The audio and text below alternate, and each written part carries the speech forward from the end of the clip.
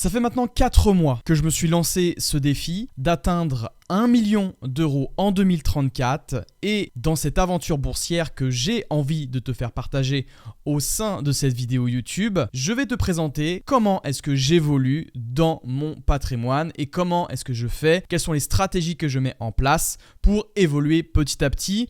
On est maintenant à la 4e édition investisseur, en tout cas j'espère que tu as la grande forme. C'est Sonny, fondateur de Sequoia, et dans cette vidéo, je vais te présenter l'évolution de mon patrimoine à partir donc de ce mois d'août, enfin à partir du mois d'août dernier. Donc je vais te présenter à la fois l'évolution de mon patrimoine, mais également mes dividendes. Comment est-ce que je vais atteindre ce million d'euros en 2034 ? Eh bien, je vais te l'expliquer et je vais être en toute transparence avec toi au sein de cette vidéo sur YouTube. Donc, si ça t'intéresse en tout cas de me suivre au sein de cette aventure boursière, tu peux dès à présent t'abonner à la chaîne et laisser ton petit pouce vert au sein de cette vidéo. On continue. Depuis 2020, donc voici l'évolution de mon portefeuille. J'ai commencé à investir en bourse aux alentours de novembre 2020 et donc tu vois que j'ai investi 6 000 euros. Et ensuite, donc tu vois qu'en août 2024, donc je t'ai flouté bien entendu les performances que tu verras aussi au sein de cette vidéo, donc reste bien jusqu'au bout et tu verras donc que j'ai réussi à construire à partir de tu vois jusqu'au 31 août 2024 117 000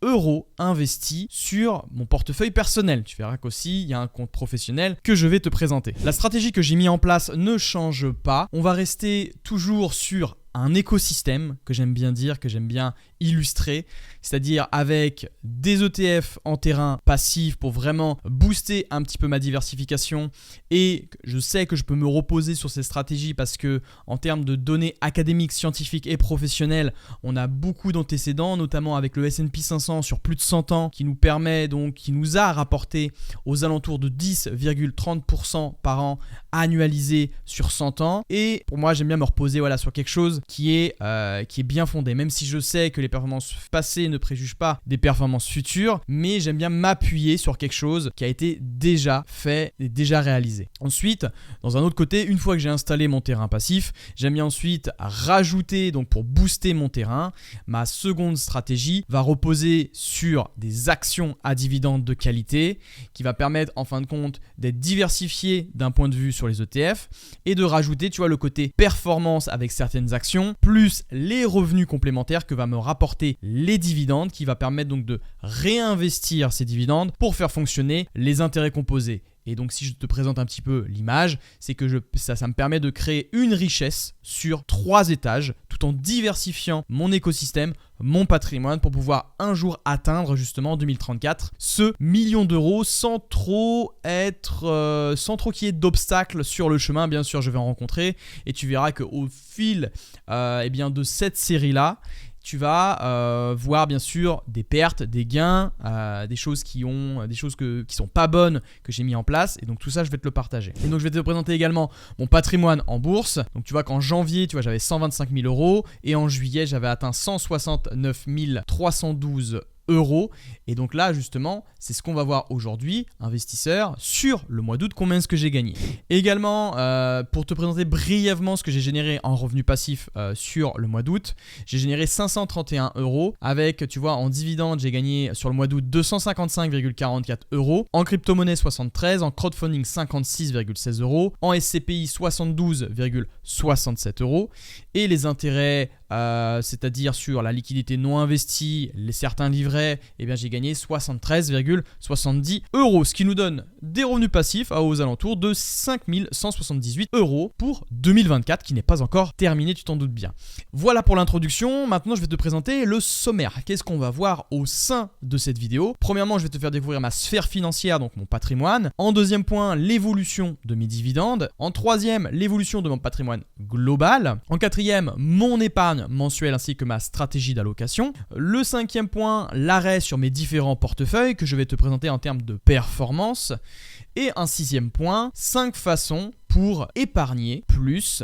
Et je vais te présenter aussi quelques outils très sympathique. On commence par ma sphère financière investisseur, où je vais te partager mon écran justement avec l'outil que je partage avec les Sequoiens qui s'appelle la sphère financière. Voici l'outil investisseur que je te partage sur mon écran. Donc comme tu peux le voir, je découpe mon patrimoine de cette manière, avec de la liquidité qui est aux alentours de 5 645 €, les livrets et autres aux alentours de 20 702 €. Alors moi j'aime bien dire, tu vois, les livrets c'est plutôt l'épargne, enfin l'argent disponible à la fois pour saisir des opportunités et à la fois l'argent qui me permet de créer mon épargne de précaution, vraiment mon matelas de sécurité. Il faut absolument, lorsque tu investis, créer un matelas de sécurité. Souvent on recommande aux gens d'avoir entre 3 et 6 mois de salaire en avance. Ensuite la bourse, le pilier majeur qui représente 182 202 €. Crypto, on est à 31 699 €. Les SCPI à 15 179 et le crowdfunding 12 996 €. Ça, c'est mon patrimoine global, mais moi, j'aime bien, là, en tout cas, sur cette série-là, on va se concentrer uniquement sur le patrimoine en bourse. Sinon, voilà, le patrimoine total représente 268 425 € sur un patrimoine net, parce que je n'ai pas emprunté à la banque pour pouvoir investir sur l'immobilier. Mais peut-être qu'à l'avenir, ça me tenterait bel et bien. Deuxième point, on va passer à l'évolution de mes dividendes investisseurs. Donc, comme tu peux le voir sur cette diapo, tu peux voir qu'en janvier, j'ai gagné 207 €, février 227 €, voilà, et puis tu vois que ça a augmenté en avril, mai, juin, et ensuite qu'on a redescendu un petit peu sur le mois de juillet à 262,73 €, et sur le mois d'août, un mois plutôt calme à 255,44 €. Si on se donne maintenant sur mon écran investisseur, donc ça aussi c'est l'outil que je partage avec les élèves de mon programme de l'écosystème Sequoia. Donc voilà, je leur partage vraiment, tu vois, tout ce que je gagne en bourse, l'évolution, ma jauge financière. Donc tu vois que ici sur le mois d'août, juste là, on était à 239 en 2023, 239,97, tu vois, juste ici. Et maintenant, on est à 255,44. Donc tu vois que mes revenus passifs augmentent petit à petit. Et en plus de ça, j'ai réduit pas mal de positions, je t'avouerai, au sein de mon CTO. Donc ça me surprend quand même si j'ai un peu augmenté mon PEA, mais au mois d'août, les dividendes sur le PEA, sur les actions françaises, ça reste plus rare. Même si en 2022, tu vois, on était quand même au-dessus, mais en 2022, j'avais vraiment une stratégie full rendement. Je me suis calmé un petit peu, je t'avoue. Maintenant, je suis plus, comme je t'ai dit, pour construire ma richesse sur 3 étages. J'aime bien avoir des actions de qualité qui vont verser moins de rendement, mais par contre, qui vont à terme augmenter leurs dividendes petit à petit et donc augmenter mon rendement sur coût. Donc là en septembre, justement dans le prochain épisode, donc c'est pour ça n'hésite pas à t'abonner à la chaîne, je vise, tu vois, au-dessus de 404 € pour 2024. Donc j'espère qu'en tout cas on verra ce que ça va donner. Je te tiendrai au courant sur la prochaine vidéo. Et pour l'instant, comme tu peux le voir sur l'évolution du Sequoia avec le total perçu, tu peux voir que juste ici on est à 2452 en 2024 et en 2023 on était à 3831,15 € de dividendes. Donc j'espère aussi battre ce petit record que j'ai eu l'année dernière. Peut-être que oui, peut-être que non. On verra bien. Troisième point investisseur, là maintenant je vais parler de l'évolution de mon patrimoine en bourse. Comment est-ce que j'ai évolué? Comment, si on fait un arrêt sur patrimoine sur mon portefeuille en bourse sur le mois d'août, comme tu peux le voir là sur cette diapo, tu peux voir qu'au mois d'août j'ai gagné 182 202,86 €. Par rapport à juillet, tu vois qu'on était à 169 312 €. Donc là, il y a une belle augmentation également de mon portefeuille. Alors c'est dû principalement à une augmentation des plus-values, en tout cas sur le mois d'août. Même si sur le mois de septembre, là, je t'avouerai, sur la prochaine mise à jour, c'est un peu plus galère. Parce qu'à l'heure où je tourne cette vidéo, c'est en septembre, mais je te fais un petit débrief sur le mois d'août. Mais tu verras que sur le mois de septembre, c'est un peu plus compliqué. Je pense que pour tout le monde d'ailleurs. Et donc pour te présenter aussi l'ensemble de mon patrimoine, tu vois qu'aussi je le partage sur le Sequoia Tracker, donc sur l'outil que je partage avec les Sequoiens. Tu vois voilà que le mois 5 septembre, on est à 182 202 €. Et tu vois que par rapport même, si on prend par rapport à l'année dernière, tu vois, moi j'aime bien toujours comparer à l'année dernière. Tac, tu vois, le 5 septembre ici, alors non, on va rester sur le mois d'août, excuse-moi. Non, alors ouais, c'est ça, oui, 5 août, parce qu'en fait j'ai regardé sur le mois de septembre, c'est pour ça.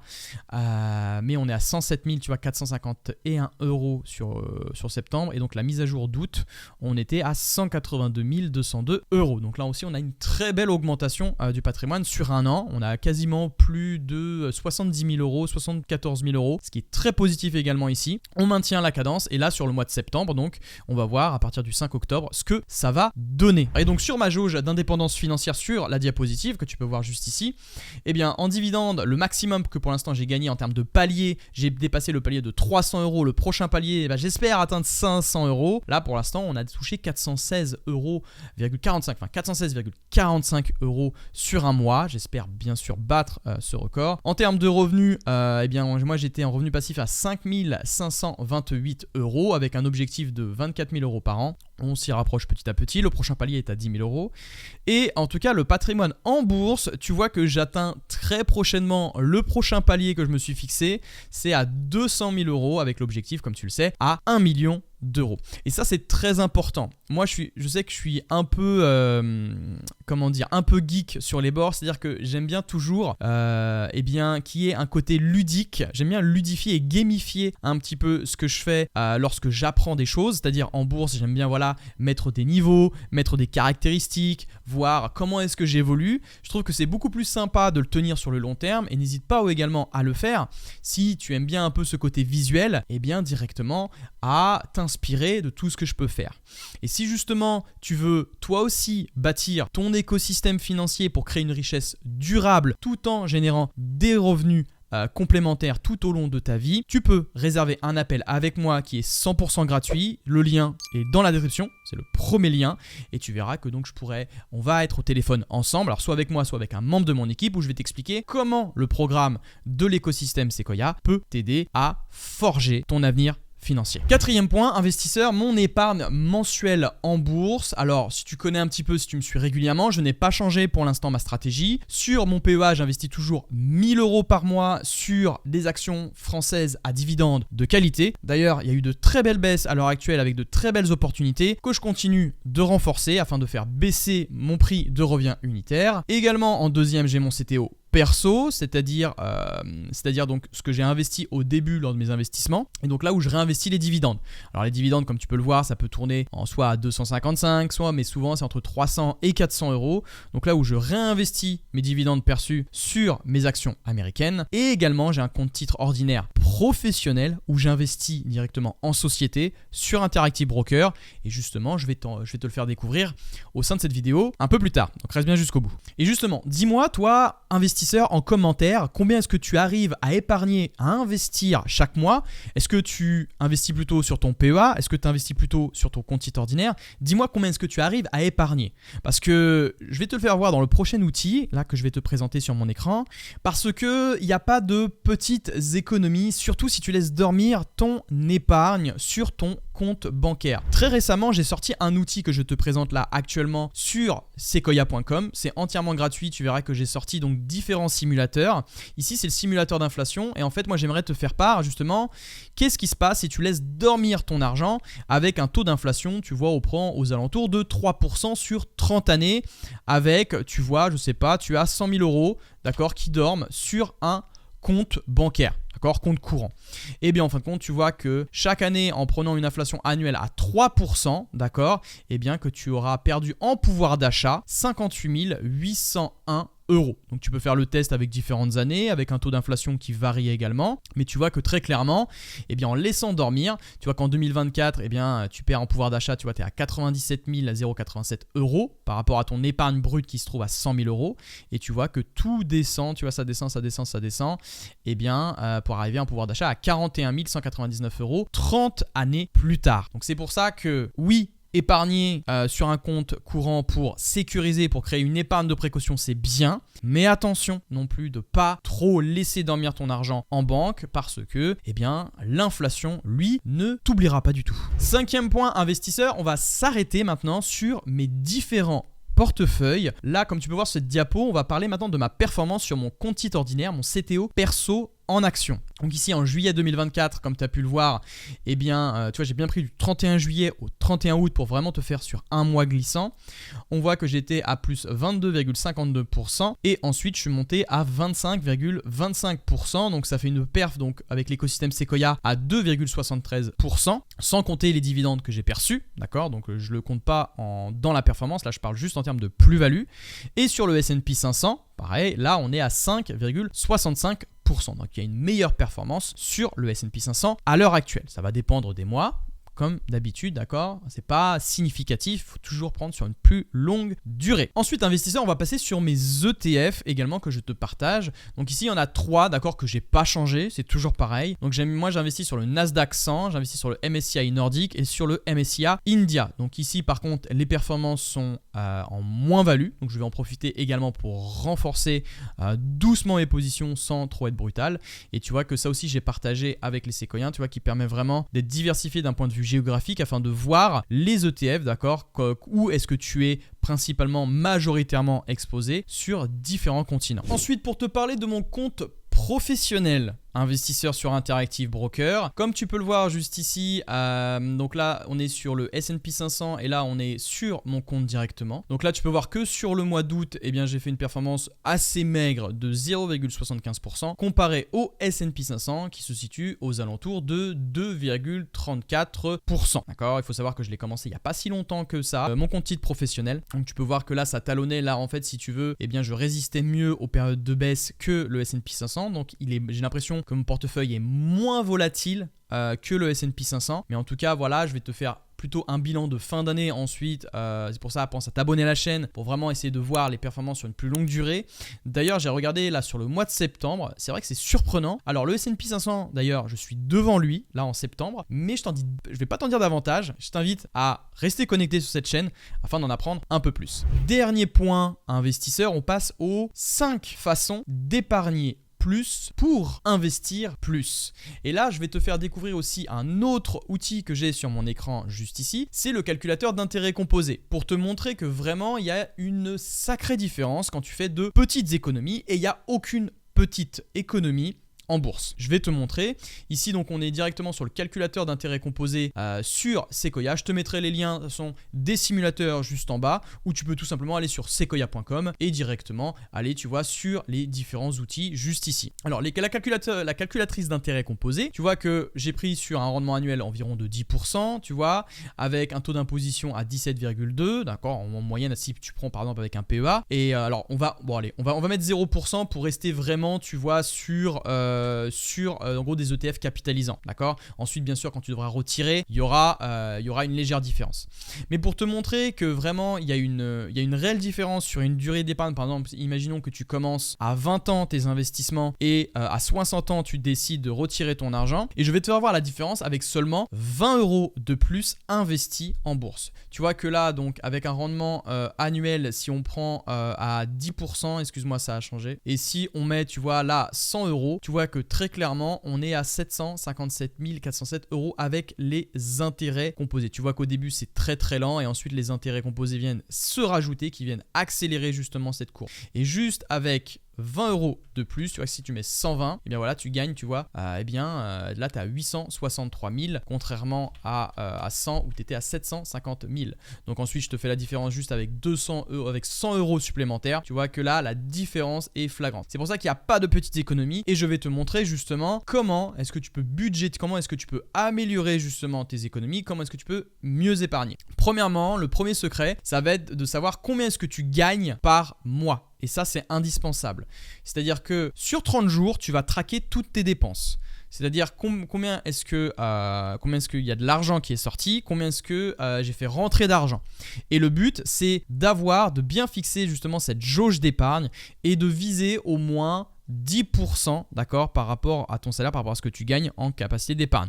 Bien sûr, plus tu augmentes cette capacité d'épargne, mieux c'est, mais il faut bien que tu vois ce que tu rentres, enfin ce qui rentre, la jauge revenu, et la jauge dépense, ce qui sort pour pouvoir prévoir justement cette jauge d'épargne. Ensuite, tu as le deuxième secret, c'est la règle des 50, 20, 30. Alors, elle est assez controversée, il y en a qui vont pas être d'accord, mais c'est pour te faire un bilan global. Si tu veux, dans les 20%, c'est plutôt l'investissement et l'épargne, d'accord, qui va sortir. Et ensuite, je sais que tu as 50% d'essentiel, c'est-à-dire sur la santé, sur le loyer, sur l'alimentation, sur les transports, puis tu as 30% dans les désirs, dans les petits plaisirs, les vêtements, les restaurants, les cinémas, les vacances, etc., etc.